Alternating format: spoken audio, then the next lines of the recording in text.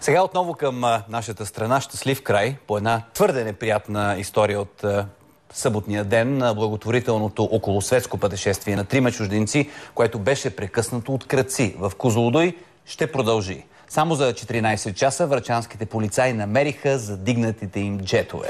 И ги върнаха на собствениците, които все пак ще могат да изминат над 30 000 км и, подобрявайки световния рекорд по най-дълго пътуване с джетове, да помогнат на болни от рак.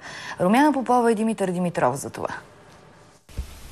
Румънски и български полицаи претърсили всички острови по реката, без дори да подозират, че джетовете са на българския бряг в горичка на няколко километра от пристанището. Това е мястото, на което били скрити джетовете. Крадците ги измъкнали от водата и старателно ги прикрили с клонки от дървета и трева. Били маскирани изключително добре. Аз лично бях през нощта на 3 метра от единия джет и много ми беше трудно да го забележа. По случая са задържани 3 с богати криминални досиета. На чужденците обаче се извиниха не те, а полицаите. Да кажа, че съжалявам ужасно много за този инцидент. 3 пътешественици работили с организации от 22 държави. Искали да осигурят пари за здравословен живот и лечение на онкоболни и разработване на тестове за ранно откриване на рака. Чужденците дори не останали да нощуват втори път в България след кражбата.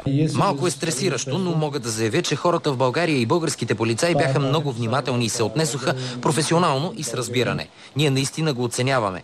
Такова нещо може да се случи във всяка държава.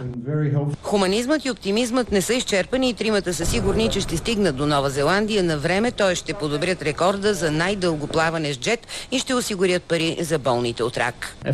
Ако продължим с добро темпо и сме положително настроени, ще успеем да стигнем до крайната си цел. При друга развръзка на случая обаче пробойна в закона би улеснила крадците. Няма нормативен акт, по силата на който да се контролира движението на такива превозни средства по Дунава. Тоест, мошениците биха ги управлявали безпроблемно по реката, ако нещата не се бяха стекли по силата на добрите обстоятелства.